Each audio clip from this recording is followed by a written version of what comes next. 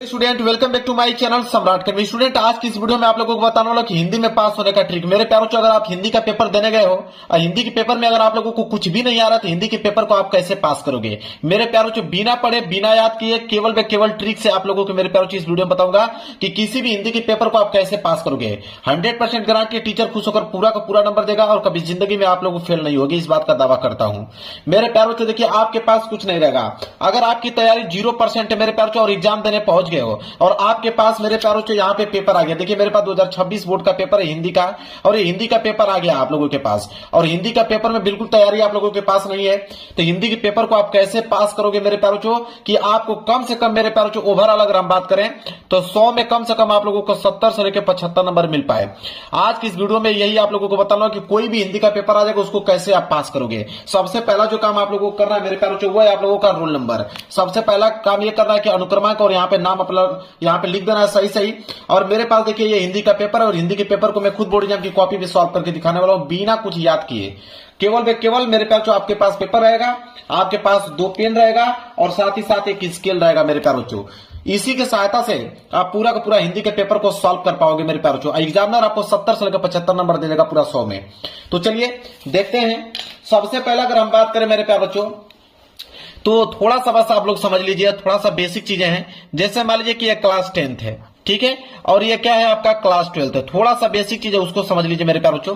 तो class 10th में मेरे प्यारों जो हिंदी का पेपर आता है तो क्लास 10th में जो हिंदी का पेपर आता है वो आता है 70 नंबर का और क्लास 12th में जो हिंदी का पेपर आता है मेरे प्यारों वो आता है 100 मार्क्स का। इस बात को जानते हो आप मेरे प्यारों। इसमें 70 नंबर का इसलिए आता है क्योंकि इसमें प्रैक्टिकल के नंबर जुड़ते हैं। इसमें जो होता है मेरे प्यारों प्रैक्टिकल के नंबर 30 नंबर जुड़ते हैं। तो ये तो फ्री में ही आपको मिलने वाला है स्कूल के द्वारा। स्किल के द्वारा आपको फ्री में 30 नंबर मिल जाएगा। सिर्फ 70 में मेरे प्यारों आपको 50 नंबर लाने की जरूरत है। 50 और 30 मिलकर टोटल हो जाएंगे 80 नंबर। और यहाँ पे क्लास 12th वाले बच्चे टोटल 100 नंबर का पेपर होता है। आप यकीन मानिए कि 100 में आप मेरे प्यारों 70 से लेकर 75 नंबर आप बिल्कुल आसान से ला पाओगे, चाहे आपको याद हो चाहे ना याद हो। इस बात की गारंटी लेता हूं मेरे प्यारों। तो यह था कुछ बेसिक पॉइंट। और मैं आपको बता दूं कि जो हिंदी का पेपर होता है मेरे प्यारों वो 2 भागों में बटा होता है। अब 2 भागों कौन कौन से हैं देखिए, एक होता है सब्जेक्टिव प्रश्न, एक होता है ऑब्जेक्टिव। तो एक ऑब्जेक्टिव होता है और एक सब्जेक्टिव होता है। तो ऑब्जेक्टिव प्रश्नों को मैं लास्ट में डिस्कस करूंगा। सबसे पहले मैं सब्जेक्टिव प्रश्नों को डिस्कस करने वाला हूं। ऑब्जेक्टिव प्रश्न का एक ऐसा ट्रिक बताऊंगा कि वो 100% मेरे प्यारों वर्क करता है और कम से कम मेरे प्यारों अगर हम बात करें अगर 20 नंबर का ऑब्जेक्टिव है तो कम से कम आप मेरे प्यारों 12 से लेकर 13 नंबर क्वेश्चन आप आसानी से उस ट्रिक की मदद से आप सॉल्व कर पाओगे। तो आपका मेरे प्यार यहां से ऑब्जेक्टिव क्वेश्चन निकल जाएगा। लास्ट में इसको बताऊंगा। सबसे पहले हम लोग देखेंगे यहाँ पे सब्जेक्टिव प्रश्न को। देखिए मेरे प्यार सब्जेक्टिव प्रश्न आप लोगों का यहां से स्टार्ट है। खंड ब और खंड ब में दिया हुआ है वर्णात्मक प्रश्न मेरे प्यारों। सबसे पहला जो काम करना है वो बात मेरा नोट कर लेना। सबसे पहले स्केल की सहायता से अंडरलाइनिंग कर लेना। ये डबल अंडरलाइनिंग करके लेके आया ना, तो यहाँ पे जिसे हसिया बोलते हैं हिंदी में, तो आप लोगों को हसिया खींचना मैं ऑलरेडी खींच के लेके आया हूं। जब हसिया आप लोग खींच लोगे तो सबसे पहला जो काम करना है मेरे प्यारों वो होता है रोल नंबर। आपको हर एक पेज पे यहाँ पे रोल नंबर लिखते चलना है। रोल नंबर इसलिए लिखना है ताकि आपकी कोई भी कॉपी जो मेरे प्यारों बदल ना पाए। अब आपने रोल नंबर हर एक पेज पे आपको लिखना है। इसके बाद आपको हेडिंग डालनी है। जैसे खंड ब है तो आप यहाँ पे हेडिंग डालोगे खंड ब। अब ये मेन हेडिंग हो जाएगी आपकी खंड ब। ये हेडिंग हो गया खंड ब। स्केल की सहायता से इसके नीचे कर दीजिएगा मेरे प्यारों अंडरलाइनिंग। अब मेरे प्यारों वर्णात्मक प्रश्न कर रहे हो तो एक लाइन का गैप छोड़ना है, इस बात को नोट कर लो। एक लाइन का गैप छोड़कर तब जाके नीचे आप डालोगे यहाँ पे वर्णात्मक प्रश्न। क्या डालोगे? वर्णात्मक प्रश्न डालोगे। पेपर में लिखा हुआ है वर्णात्मक प्रश्न, वही चीज आपको नोट करना है। यह नहीं है कि वर्णात्मक प्रश्न आपको याद करना है। पेपर में लिखा हुआ मिलेगा आपको वर्णात्मक प्रश्न। अभी मैंने दिखा भी देता हूं आप लोगों को। देखिए खंड ब वर्णात्मक प्रश्न, ये 2 पॉइंट लिखा है। इन्हीं दोनों पॉइंट को मैंने यहाँ पे क्या किया, नोट करना है। कर दोगे, इतना काम आपको हो गया। अब प्रश्न संख्या मान लीजिए 21 कर रहे हो यहां से, तो प्रश्न संख्या 21 कर रहे हो तो सबसे पहले प्रश्न उत्तर डालना बहुत ही ज्यादा कंपलसरी है। तो एक लाइन का गैप छोड़कर आप यहाँ पे डालोगे प्रश्न उत्तर संख्या। यहां पे हेडिंग बनाओगे। देखिए हेडिंग बिल्कुल सही सही आपको डालना है। आप आंसर गलत लिखो कोई दिक्कत नहीं है, लेकिन हेडिंग इसका बिल्कुल सही सही होना चाहिए। तो प्रश्न उत्तर संख्या क्या डालोगे यहाँ पे 21। इसके बाद स्केल की सहायता से इसके नीचे करना है आप लोगों को अंडरलाइनिंग। तो प्रश्न उत्तर संख्या 21 हो गया। अब जब प्रश्न उत्तर संख्या 21 पढ़ोगे मेरे प्यारे बच्चों, तो बोला है कि निम्नलिखित में से एक गद्यांश पर आधारित सभी प्रश्नों को उत्तर दीजिए। तो आप यहाँ बोला है कि निम्नलिखित में से किसी एक गद्यांश पर आधारित सभी प्रश्नों को उत्तर दीजिए। मतलब कि दो गद्यांश दिया हुआ है। देखिए, एक क वाला दिया गया है और क वाला कह रहा है कि अगर नहीं करना आप चाहते हैं तो अथवा करके यहाँ पे आपको ख वाला दिया गया है। दोनों में से कोई एक ही आपको करना है, इस बात को आप नोट कर लो। और ये जो गद्यांश मेरे पास जो 6 नंबर के लिए पूछा गया है, ठीक है, ये हाई स्कूल का पेपर है। इंटर वाले में मेरे प्यारों यहाँ पे 10 नंबर का पूछा जाता है गद्यांश, इस बात को ध्यान में रखिएगा। तो देखिए, गद्यांश हल करने का दोनों में एक ही ट्रिक है। अब गद्यांश हल करने की अगर हम बात करें तो मान लीजिए अगर आप क करने वाले हो तो क का आंसर नहीं मालूम है तो कैसे इसको करोगे। तो क करने वाले हो तो सबसे पहले यहाँ पे लिखोगे क लिखने के बाद यहाँ पे इस तरह डालोगे संकेत। संकेत बहुत ज्यादा कंपलसरी मेरे पास, तो इस बात को नोट कर लेना। संकेत ऐसे डालना है और स्केल की सहायता से इसके नीचे क्या कर देना आप लोगों को, अंडरलाइनिंग। संकेत कैसे लिखा जाता है उसको समझिए। संकेत तो आप पेपर में सही लिख डालोगे। जैसे देखिए यहाँ बोला है ना, विश्वास पात्र मित्र, तो शुरू का यहां तक लाइन उठा लीजिए कि विश्वास पात्र मित्र से, इसके बाद डैश डैश करते जाना है। अब लास्ट की लाइन आपको लिखना है कि सहायता देंगे। यह होता है संकेत लिखने का तरीका। तो चलिए नोट करते हैं क्या था, विश्वास पात्र, तो आप लिखेंगे कि विश्वास पात्र। देखिए मेरे पास जो ट्रिक आपको बता रहा हूं, बिल्कुल याद करने की कोई भी प्रश्न जरूरत नहीं। अगर आपको नहीं याद है तो आप ये ट्रिक अपनाना, बिल्कुल पास हो क्या होगे। तो विश्वास पात्र मित्र, यहां पे लिखोगे मित्र से। अब इसके बाद क्या करोगे, डैश डैश करते जाओगे और लास्ट की लाइन क्या था, और लास्ट की लाइन था सहायता देंगे। तो यहां पे डालोगे सहायता देंगे, सहायता देंगे, यहां पे डाल दीजिए खड़ी पाई। क्लियर है, ये हो गया संकेत। इतना काम तो पेपर में सही कर दोगे। इसके बाद नीचे आप प्रश्न पढ़ोगे कि प्रश्न कौन सा दिया हुआ है। देखिए 3 प्रश्न है और इंटर में 5 प्रश्न होते हैं। 2-2 नंबर के हिसाब से 10 नंबर वहां मिलते हैं, यहाँ पे 3 प्रश्न है तो 2-2 नंबर के हिसाब से 6 नंबर मिलेंगे। तो पहला प्रश्न क्या है कि उपयुक्त गद्यांश का संदर्भ लिखिए। अब मेरे प्यारे जो संदर्भ लिखने की बात किया, संदर्भ में 2 ही चीज मेन पॉइंट होता है। एक होता है आपका पाठ का नाम कि किस पाठ से लिया गया है, और एक होता है आपका लेखक का नाम कि इसके लेखक कौन है। मेरे प्यारे जो गद्यांश में जब गद्यांश का संदर्भ लिखोगे तो यही 2 चीज मेन होता है, पाठ का नाम और लेखक का नाम। अब कैसे लिखना है आपको संदर्भ, ये समझिए। अगर पाठ का नाम न मालूम हो और लेखक का नाम न मालूम हो तो आप इसका आंसर कैसे लिखोगे, संदर्भ इसका कैसे लिखोगे। देखिए ध्यान दीजिए। तो सबसे पहले आप कर रहे हो पहला वाला प्रश्न, तो एक लाइन का गैप छोड़ना है, यहाँ पे डालना है पहला वाला प्रश्न। इसके बाद संदर्भ कर रहे थे तो आपको हेडिंग बनानी पड़ेगी, यहाँ पे संदर्भ। ये हो गया मेन हेडिंग संदर्भ। संदर्भ लिखने का तरीका क्या होता है वो चीज समझिए। गद्यांश है ना, तो गद्यांश का संदर्भ कैसे लिखा जाता है उसको समझिए। सबसे पहले लिखना है कि प्रस्तुत, क्या लिखोगे कि प्रस्तुत। अब गद्यांश है तो गद्यांश लिखोगे, पद्यांश रहता तो पद्यांश लिखते हैं, तो गद्यांश है तो लिखोगे कि प्रस्तुत गद्यांश। यहां पर लिखोगे कि प्रस्तुत गद्यांश हमारी पाठ्य पुस्तक, प्रस्तुत गद्यांश हमारी पाठ्य पुस्तक, हमारी पाठ्य पुस्तक, प्रस्तुत गद्यांश हमारी पाठ्य पुस्तक।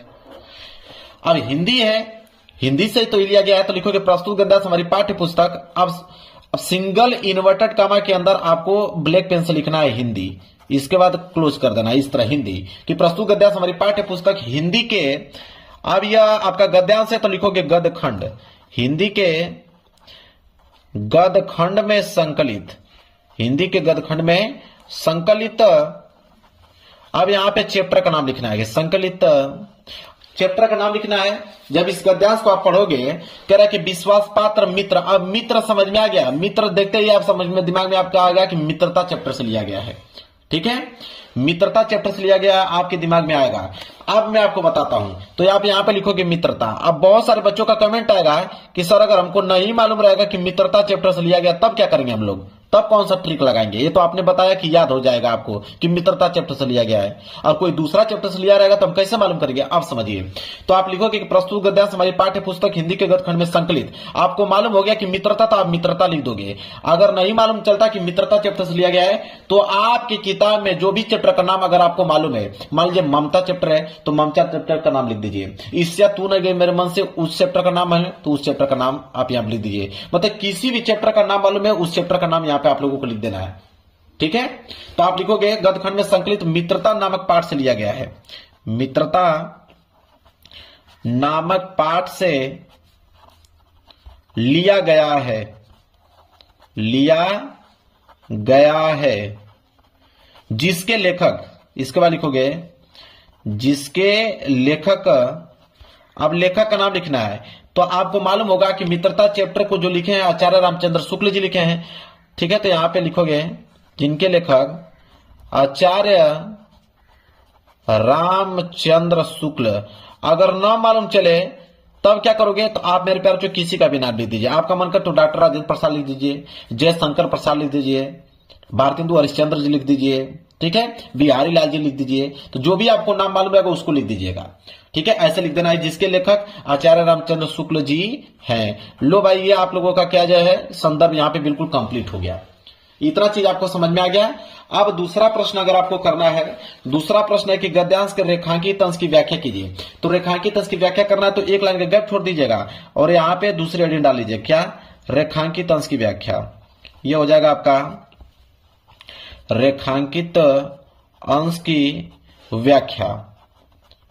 ये हो गया मेरे प्यारे बच्चों रेखांकित अंश की व्याख्या। अब इसके नीचे इसके के साथ अंडरलाइनिंग कर दीजिएगा। रेखांकित अंश की व्याख्या जब भी कर रहे हो तो एक पॉइंट आप याद कर लो, शुरू का लाइन आप लिखोगे कि लेखक कहते हैं कि, ये पॉइंट आप याद कर लो, लेखक कहते हैं कि, लेखक कहते हैं कि, लेखक क्या कहते हैं। अब समझिए जहां तक अंडरलाइन किया गया होगा कि विश्वास पात्र मित्र से बड़ी रक्षा रहती है, जिसे ऐसा मित्र मिल जाए उसे समझना चाहिए कि खजाना मिल गया है। विश्वास पात्र मित्र जीवन की एक औषधि है। अब मेरे प्यारे बच्चों जब इसे पढ़ोगे कि विश्वास पात्र मित्र से बड़ी रक्षा रहती है, अब यहां से लेकर आगे वाली जो लाइन यहां तक दिया हुआ है इसको आपको नोट करना, जो दिया है सेम टू सेम आप वो लाइन यहां पे नोट कर लेना। फिर लिखना है यहाँ पे कि लेखक ये बताते हैं कि विश्वास पात्र मित्र जो होता है वह हमारी रक्षा करता है, वो हमारी बातों को इधर उधर नहीं करता है, वो हमारी सहायता करता है, हमें आगे बढ़ने में अग्रसर करता है। विश्वास पात्र मित्र जीवन का यही तो असर है कि अगर आपका विश्वास पात्र मित्र मिल जाए तो आप पे विश्वास करेगा, आपको सही मार्ग ले जाएगा। तो अपने तरीके से आपको यहाँ पर उस चीजों को एक्सप्लेन कर देना है। जब एक्सप्लेन कर दोगे फिर अगली लाइन क्या लिखोगे उसको समझिए। अगली लाइन लिखोगे कि जिसे ऐसा मित्र मिल जाए उसे समझना चाहिए कि खजाना मिल गया है। अब सेम टू सेम यही लाइन यहां से लेकर यहां तक उतार देना है, सेम टू सेम जो लाइन दिया है वही लाइन उतार दो। फिर इसके बाद उसके बारे में कुछ ना कुछ अपने समझाओ कि लेखक ये कहते हैं कि अगर ऐसा मित्र अगर आपको मिल जाएगा तो आपको यह समझना चाहिए कि खजाना मिल गया है, वो किसी खजाने से कम नहीं होता है ऐसा मित्र। इस तरह उसमें एक्सप्लेन करके थोड़ी चीजें आपको यहाँ पे जोड़ देना है। इसके बाद क्या लिखोगे अगली लाइन कि विश्वास पात्र मित्र जीवन की एक औषधि है। अब वही जो लाइन बोला सेम टू सेम वो लाइन उतार लीजिए, उसके बारे में अपने तरीके से समझा। लेखक ये कहते हैं कि जिस प्रकार अगर बुखार होने पे औषधि काम आती है, उसी प्रकार मेरे प्यारों अगर गलत मार्ग पे जाऊंगा तो मेरा मित्र जो है मुझे सही मार्ग पे ले जाएगा, तो वह जो है बिल्कुल औषधि के काम करेगा मेरा मित्र। इस प्रकार बनाकर आप एक्सप्लेन कर लो। देखो 4-5 लाइन में इसका रेखांकित अंश की व्याख्या हो गया कि नहीं, बिल्कुल ऐसे व्याख्या करना है आप लोगों को। एक लाइन उतारा उसके बारे में लिखो, फिर अगली लाइन उतारा उसके बारे में लिखो, ऐसे करके रेखांकित अंश की व्याख्या पूरा कर सकते हैं। क्लियर है मेरे प्यारे बच्चों। अब जब पेज भर जाए तो आप यहाँ पे PTO पेज टर्न ओवर लिखकर पेज को मेरे प्यारे बच्चों यहाँ पे आपको पलट देना है। ये पेज लो, पेज को हमने पलट दिया। इसके बाद मेरे प्यारे बच्चों एक प्रश्न और बचा है कि लेखक ने विश्वास पात्र मित्र की तुलना किससे और क्यों की है। ठीक है, तो आप लिख देना मेरे प्यारे बच्चों कि लेखक ये कहते हैं कि विश्वास पात्र मित्र की तुलना वो जो है औषधि से किए हैं। ठीक है, वो खजाने की तरह काम करता है और हमारे जीवन में मित्र जो होता है मित्र का बहुत कीमती होता है। उसकी मतलब मौजूदगी में हम सुरक्षित रहते हैं, वो औषधि की तरह काम करता है, हमें गलत रास्ते पे नहीं ले जाता है। उसके जो भावनात्मक विचार होते हैं वो हमें बताता है, सही मार्ग पे मुझे ले जाता है, गलत काम करने से हमें रोकता है। बस ये चीजें तो है, बस उसमें जोड़ते जाइए, कुछ ना कुछ करते जाइए। तो ये भी आंसर जो तीसरा है यहाँ पे, जब तीसरा यहाँ पे डालोगे तो इसका भी आंसर बनाकर आप लोगों को जोड़कर किसी न किसी तरह पूरा कर देना, क्वेश्चन को छोड़ना नहीं है। जब ये क्वेश्चन कंप्लीट हो जाएगा, लो भाई आपका गद्यांश जो है बिल्कुल कंप्लीट हो जाएगा। क्लियर है। इसी तरह मेरे प्यारे बच्चों क्या है, यही ट्रिक से आपको पद्यांश भी करना है। ये जो पद्यांश आएगा प्रश्न संख्या 22, तो पद्यांश में सेम टू सेम यही ट्रिक लगाना है। इसमें भी सबसे पहले संकेत आप लोग लिख दीजिएगा, फिर संदर्भ है, संदर्भ मैंने ट्रिक बता दिया, व्याख्या का भी मैंने ट्रिक बता दिया है, जो लास्ट प्रश्न है जो पूछा है उसका भी मैंने ट्रिक बता दिया। तो आपका गद्यांश और पद्यांश सेम इसी ट्रिक पे मेरे प्यारों बच्चों आप लोगों का काम करेगा। इसके बाद आएगा प्रश्न संख्या 23। प्रश्न संख्या 23 जो है वो बोला है कि निम्नलिखित में से संस्कृत का गद्यांश, अगर संस्कृत के गद्यांश का ट्रिक बता दूंगा तो आप संस्कृत के पद्यांश का भी आप इस क्वेश्चन को आंसर कर पाओगे। तो एक ट्रिक समझ जाओगे गद्यांश का, तो सेम उसी ट्रिक पे पद्यांश भी सॉल्व हो जाता है। तो चलिए मैं संस्कृत का गद्यांश का ट्रिक बता देता हूं कि अगर संस्कृत का गद्यांश अगर पूछे तो उसका कैसे हल करोगे। जैसे बोला यहाँ पे कि संस्कृत गद्यांश का संदर्भ सहित हिंदी में अनुवाद कीजिए। इसका संदर्भ लिखना होता है और हिंदी अनुवाद लिखना होता है। इसमें भी दो है, एक क वाला है, एक आपका ख वाला है, अथवा करके। तो चलिए प्रश्न संख्या 23 है। तो सबसे पहले आप क्या करोगे, हेडिंग डालोगे कि प्रश्न उत्तर संख्या 23। देखिए लिखोगे प्रश्न उत्तर संख्या 23 है तो आप लिखोगे प्रश्न उत्तर संख्या 23 का मेरे प्यार जो क कर रहे हो तो आप लिखोगे क के बाद आप यहाँ पे लिखोगे संकेत। संकेत लिखना मेरे प्यार जो आप लोगों को बता ही दिया हूं। संकेत लिखने का ट्रिक यह है कि शुरू के कुछ लाइन यहां तक लिख दीजिए, वाराणसी सुविख्यात तक लिख दीजिए यहां तक। इसके बाद डैश डैश करते जाइए और लास्ट की लाइन क्या है मेरे प्यार बच्चों, यहाँ पे बहुप्रसंति, इसको यहाँ पे लिख दीजिए। ये हो गया संकेत का काम करेगा। इसके बाद मेरे प्यार इसमें दो ही चीज बताना होता है, एक संदर्भ एक हिंदी में अनुवाद। तो पहली हेडिंग यहाँ पे डालोगे संदर्भ, ठीक है। इसमें दो ही चीज बताना होता है, संदर्भ और एक होता है हिंदी अनुवाद। तो संदर्भ यहाँ पे नोट कर लिया और नीचे यहाँ पे लिख दोगे हिंदी अनुवाद। दो ही चीज लिखना होता है। तो देखिए संदर्भ में मेरे प्यारों इसमें यह होता है, संस्कृत के गद्यांश में सिर्फ यह बताया जाता है कि किस चैप्टर से लिया गया, इसके लेखक का जिक्र नहीं होता है संस्कृत के गद्यांश में। इस बात को नोट कर लीजिएगा। तो जब आप पढ़ोगे तो देखिए वाराणसी सुविख्यात प्राचीन नगरी, तो आपको समझ में आ गया कि वाराणसी चैप्टर से लिया गया है, ठीक है। इसी तरह मेरे प्यारों जब आप पढ़ोगे दूसरा कोई, जैसे यहाँ पे है कि मानव जीवन से संक्रमण संस्कृति, इसमें आपको समझ नहीं आ रहा है कि किस चैप्टर से लिया गया है, तो आप लिख लीजिए कि मानव जीवन से चैप्टर से लिया गया है, ठीक है। ऐसे आपको यहाँ पे लिखे देखिए मानव जीवन चैप्टर से लिया गया है।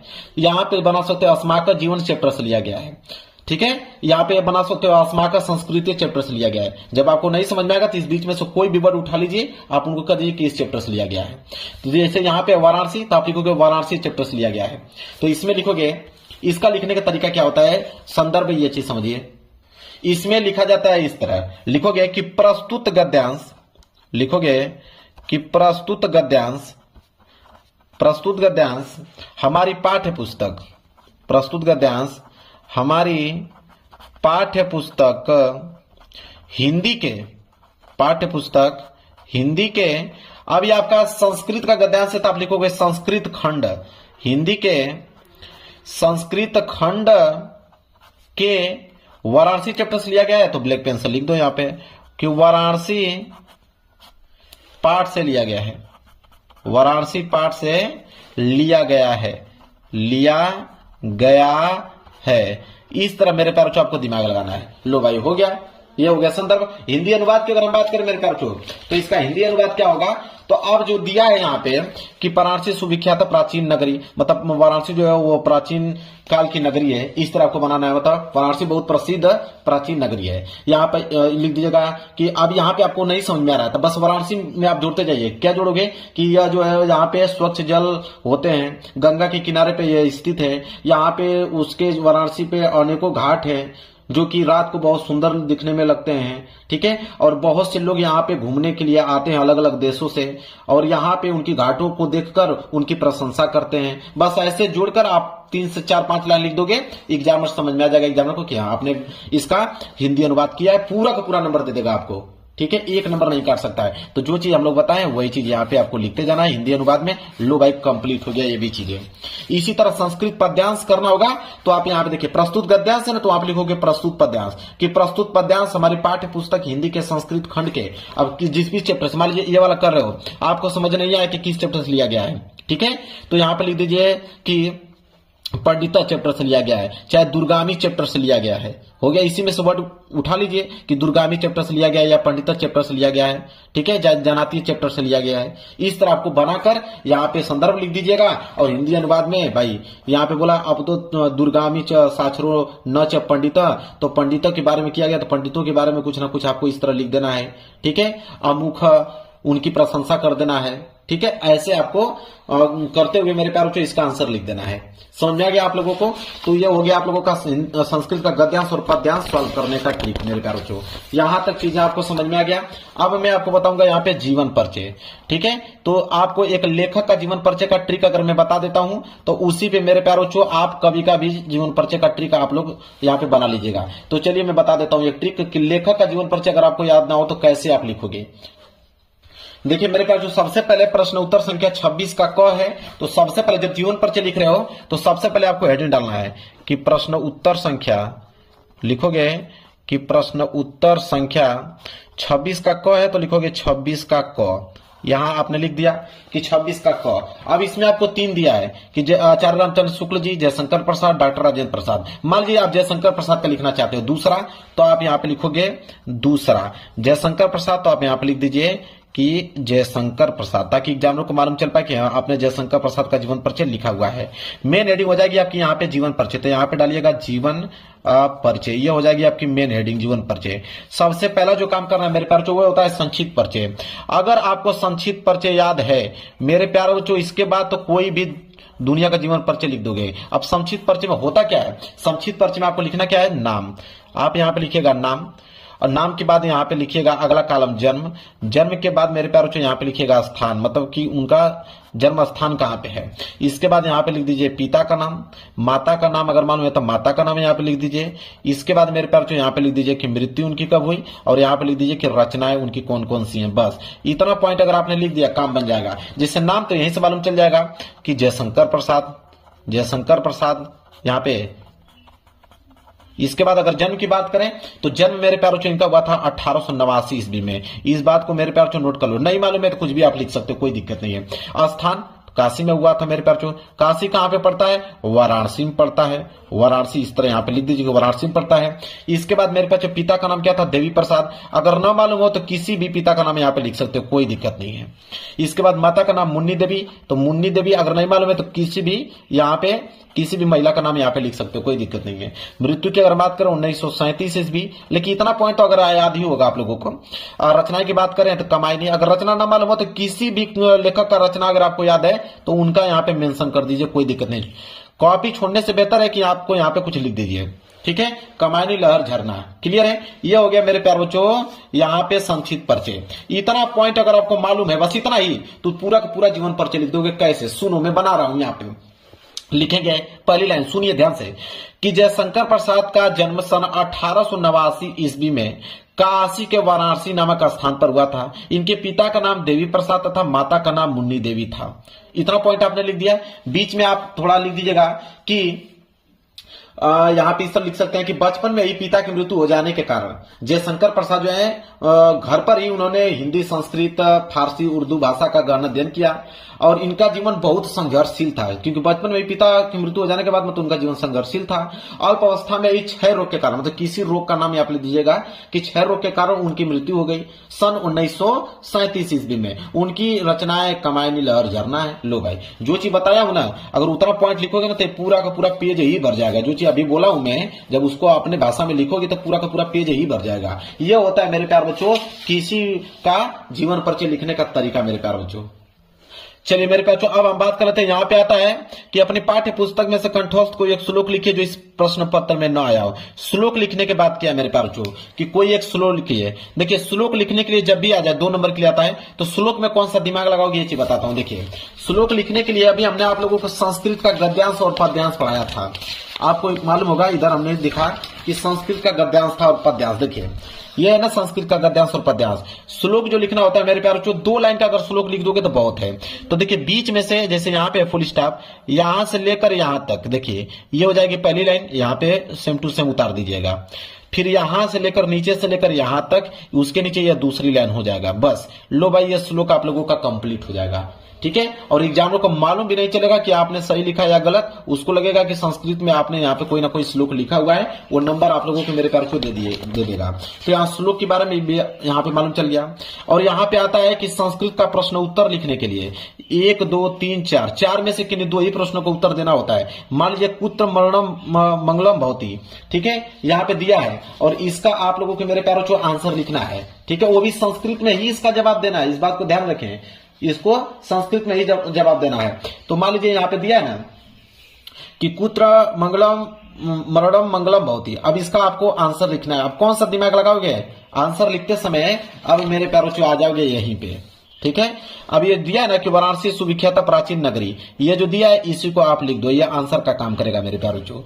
इसी तरह अगर आपको ये लिखना है अस्माक संस्कृति का नियम, तो अब मेरे प्यारों जो आप लिख दोगे यहाँ पे कि मानव जीवन से संक्रमण संस्कृति है। लो भाई, आंसर हो गया कंप्लीट। दो प्रश्न, दोनों प्रश्नों का आंसर इसी में से मैंने देख के लिख दिया। अब यहाँ पे आपको नंबर पूरे के पूरे मिल जाएंगे। इसके बाद मेरे प्यार बच्चों आता है यहाँ पे निबंध लिखने के लिए। तो निबंध जब भी लिख रहे हो मेरे प्यार बच्चों, चाहे वो विज्ञान वरदान या विशाप पे लिख रहे हो, चाहे इनमें से किसी पे भी लिख रहे हो, निबंध लिखते समय आप ध्यान दें कि 150 लेके 200 शब्दों में लिखना है। 7 नंबर के लिए निबंध आता है, ठीक है। अब मेरे प्यार और इंटर में 9 नंबर के लिए निबंध आता है। तो इस बात को ध्यान दें कि जब निबंध लिखने जा रहे हो तो कम से कम निबंध में मेरे प्यार 5 से लेके 7 हेडिंग होनी चाहिए। इस बात को नोट कर लो। चाहे वो हेडिंग किसी तरह बनाओ, वो आप पे निर्भर करता है, लेकिन 5 से लेके 7 हेडिंग आपको बनाना है। लेकिन इसमें से 2 हेडिंग सबसे इंपॉर्टेंट है। जो पहली हेडिंग होनी चाहिए, वो पहली हेडिंग होनी चाहिए प्रस्तावना का। पहली हेडिंग प्रस्तावना आपको डालना है। इसमें कुछ भी लिखो, कोई दिक्कत नहीं है, लेकिन हेडिंग आपकी प्रस्तावना होनी चाहिए। और लास्ट हेडिंग आपका उपसंहार होना चाहिए। हेडिंग में ये 2 हेडिंग आपको चेंज नहीं करना है। शुरू का प्रस्तावना, लास्ट की हेडिंग उपसंहार, बीच में बाकी 5-7 हेडिंग वो निबंध के अनुसार बना लीजिएगा। और उसमें जो चीज भी लिखे कोई दिक्कत नहीं है बनाकर, ठीक है। समझ में आ गया निबंध लिखने का तरीका आप लोगों को। इसके बाद आता है पत्र लेखन लिखने के लिए मेरे प्यारे बच्चों, ठीक है, कि पत्र लेखन कैसे। पत्र लेखन तो सबसे आसान होता है, अपनी भाषा में लिखना होता है। जैसे मान लीजिए ये वाला प्रश्न है कि अपने जन्मदिन पर मित्र द्वारा भेजे गए उपहार के लिए मित्र को धन्यवाद पत्र लिखिए। कितना सिंपल है, कैसे लिखो, बस इसका स्ट्रक्चर समझ लीजिए। तो जब भी मेरे प्यारे बच्चों आप यहाँ पे पत्र लिख रहे हो तो सबसे पहले यहाँ पे लिखोगे मेरे प्यारे बच्चों एड्रेस। सबसे पहले आप एड्रेस लिखोगे। एड्रेस का मतलब पता। तो आप पता तो मालूम है सबको, ग्राम, पोस्ट, ठीक है, डिस्ट्रिक्ट, ये सारी चीजें आप नाम लिख दोगे। इसके बाद आप लिखोगे दिनांक। दिनांक यहाँ पे मेंशन कर देना है। इसके बाद किसको लिख रहे हो, पिता का लिख रहे हो तो यहाँ पे प्रिय पिताजी लिखना है। फ्रेंड का लिख रहे हो, फ्रेंड का जो भी नाम होगा राहुल, तो प्रिय राहुल, ठीक है। यहाँ पे जिसको भी लिख रहे हो यहाँ पे लिख देना है। फिर यहाँ पे लिखना है सप्रेम नमस्कार। सप्रेम नमस्कार मतलब मेरा नमस्कार आपको है। इसके बाद कमा लगा दीजिए। इसके बाद यहां से लिखना चालू कर दीजिए। सबसे लाइन पहला ये आपको लिखना है कि मैं यहाँ कुशल से हूं, चाहे मैं यहाँ अच्छा हूं, आप बताएं आप कैसे हैं, ठीक है। तो देखिए जन्मदिन पर लिखना है तो आप कुछ भी लिख सकते हो कि मैं यहाँ कुशल से हूं और तुम्हारी कुशलता की कामना करता हूं। तुम मेरे जन्मदिन पर एक ऐसा गिफ्ट भेजे जो मेरे लिए बहुत पसंदीदा था। और कल मेरे नाम से एक पार्सल आया तो मैंने पार्सल खोला तो देखा तो उसमें एक किताब आई थी, ठीक है, जो कि तुमने मेरे जन्मदिन पर भेजी थी। वो किताब बहुत अच्छी थी। मैंने उसमें बहुत सारी कहानियां दी थी। मैंने कहानी को पढ़ा, कहानी बहुत अच्छी लगी और माता पिता और भाई बहनों को भी कहानी पढ़ाया। और इस कहानी को पढ़कर वो तुम्हारी इस गिफ्ट की तारीफ की, ठीक है। और दुआ करता हूं कि तुम अच्छी होगी, अपनी पढ़ाई अच्छे से कर रही होगी। बुखार होने के कारण तुम मेरे जन्मदिन पे नहीं आई, लेकिन तुमने बहुत ही प्यारा सा गिफ्ट भेजा। आशा करता हूं कि तुम अच्छी हो जाओगी और अपनी पढ़ाई पूरी करोगी। तुम्हारा पढ़ाई में बहुत अच्छा मन लगता था, इसलिए तुम अच्छे से पढ़ाई करो और कोई ना कोई आप जॉब ले लो, ठीक है। इस तरह आप लोगों को करना है। और मैं तुम्हें धन्यवाद पत्र देती हूं और आशा करता हूं कि मैं तुमसे जल्द ही मिलने आऊंगा। जो भी चीजें हैं जो आपके मन में चल रहा हो उनको एक्सप्लेन करना चाहते हो, धन्यवाद देना चाहते हो, जो भी चीजें किस चीज में वो अच्छी थी वो लड़की, उसकी तारीफ करते हुए आपको यहाँ पे पूरा कर देना है।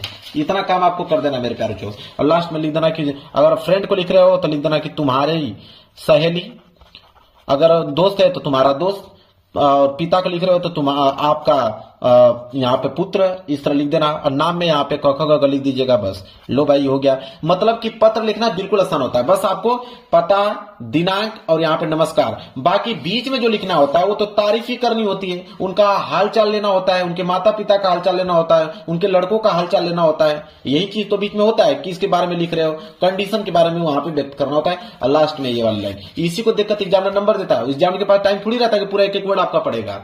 वो आपका एक बार स्ट्रक्चर देखा, आपने सही लिखा है, नंबर तुरंत आपको देके हटा देगा। समझ में आ गया आप लोगों को मेरे प्यारे बच्चों? यह काम आप लोगों को करना है। ऑब्जेक्टिव प्रश्न का ट्रिक, जिसे हम लोग बोलते हैं एमसीक्यू का ट्रिक मैं बताने वाला हूं। और ये जो ट्रिक बताने वाला हूं 100% मेरे प्यारे बच्चों ट्राई करके देख लीजिएगा। 100% जेन्युइन ट्रिक आप लोगों को बताने वाला हूं, ठीक है। देखिए पहला ट्रिक हमारा ये कहता है कि बहुविकल्पीय में एमसीक्यू में 4 विकल्प होते हैं। एक आता है आपका ऑप्शन ए, एक आता है ऑप्शन बी, एक आता है ऑप्शन सी और एक आता है ऑप्शन डी। इन्हीं चारों में से कोई ना कोई एक ऑप्शन सही होता है। ठीक है, अब मैं आपको जो ट्रिक बताने वाला हूं, देखिए ट्रिक नंबर फर्स्ट ये कहता है मेरे प्यारे बच्चों कि अगर इन चारों ऑप्शनों में से कोई ऑप्शन अगर आपको ये दिखे कि इनमें से सभी, क्या दिखे, इनमें से सभी, ध्यान दीजिएगा मेरे प्यारे बच्चों, अगर 4 ऑप्शनों में से कोई ऑप्शन अगर आपको यह दिख गया कि इनमें से सभी, आप मेरे प्यारे बच्चों आंख बंद करके भरोसा जताइए वही वाला ऑप्शन सही होगा, इनमें से सभी। ठीक है, यह आपका ट्रिक नंबर फर्स्ट।